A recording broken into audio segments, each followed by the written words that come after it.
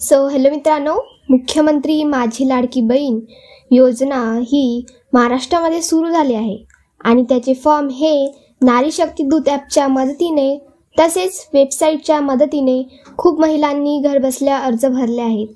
Form भरल्यावर ते form disapprove का झाले आणि आता काय करायचे आहे याचे कारण काय आहे ते जाणून घेऊया। मुख्यमंत्री माझी लाडकी बहीण योजना ही महाराष्ट्रामध्ये नुकतीच सुरू झाली आहे आणि त्याचे फॉर्म हे नारी शक्ती दूत ॲपच्या तसेच वेबसाईटच्या मदतीने याचे अर्ज पात्र महिला भरत आहेत।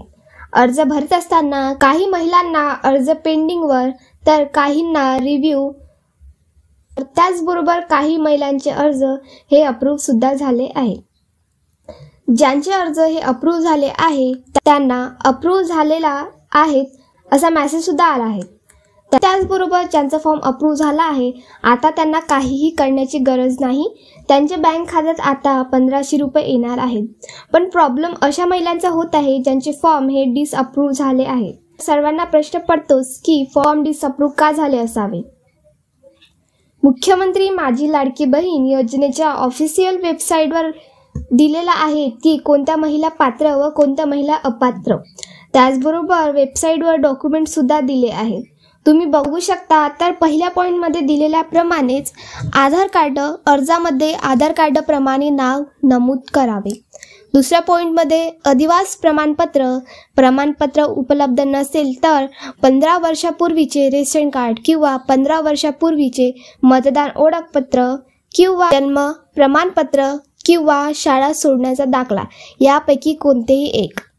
तिसऱ्या पॉईंटमध्ये महिलेचा जन्म परराज्यातील असल्यास पतीचे 15 वर्षापूर्वीचे रेशन कार्ड किंवा 15 वर्षापूर्वीचे मतदान ओळखपत्र किंवा जन्म प्रमाणपत्र किंवा शाळा सोडण्याचा दाखला किंवा अधिवास प्रमाणपत्र यापैकी कोणतेही एक। चौथ्या पॉईंटमध्ये दिलेल्याप्रमाणे वार्षिक उत्पन्न रुपये 2.50 लाखापेक्षा कमी असणे आवश्यक। कोणतीही शिधापत्रिका नसल्यास वार्षिक उत्पन्न रुपये 2.50 लाखापर्यंत असल्याचे प्रमाणपत्र आवश्यक। पाचव्या पॉईंटमध्ये दिलेल्याप्रमाणे अविवाहितेच्या बाबतीत रेशन कार्डवर तिच्या नावाची नोंद नसल्यास विवाह प्रमाणपत्र असलेल्या अशा नवविवाहितेच्या पतीचे रेशन कार्ड हे प्रमाणपत्राचा दाखला म्हणून ग्राह्य राहील। सहाव्या पॉईंटमध्ये दिलेल्याप्रमाणे बँक खाते तपशील, खाते आधार कार्डला लिंक असावेच आणि त्याचबरोबर लाभार्थी महिलेचे हमीपत्र व फोटो हे डॉक्युमेंट्स तुम्हाला अपलोड करायचे होते आणि तुम्ही ते केले तरीही डिसअप्रूव्ह झाले। तर बघा, जर तुम्ही व्ह्यू रिझनमध्ये बघितलं तर तुम्हाला रिझन दिसणार। सर्वांचे रिझन वेगवेगळे असू शकते, जसं की Aadhaar not update, wrong documents upload, Aadhaar चुकीचा नोंदविला आहे। सर्वांना वेगवेगळे रिझन दिसणार। तुम्ही तुमचे डॉक्युमेंट्स व्यवस्थित अपलोड नाही केले म्हणून तुम्हाला हा प्रॉब्लेम येऊ शकतो।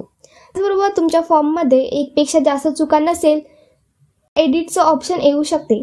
तुम्ही ते एडिट करून जे काही रिझनमुळे तुमचा फॉर्म रिजेक्ट झाला होता ते तुम्ही पुन्हा भरू शकता, तुमचे बरोबर डॉक्युमेंट्स अपलोड करू शकता। पण त्यांची काय ज्यांना एडिटचं ऑप्शन येत नाही आहे तर काळजी करण्याची काहीही गरज नाही आहे। 2-3 दिवस वेट करा, तुम्हाला नक्कीच एडिटचा नाही तर रिसबमिटचा मेसेज तुम्हाला मोबाईलवर येऊ शकतो।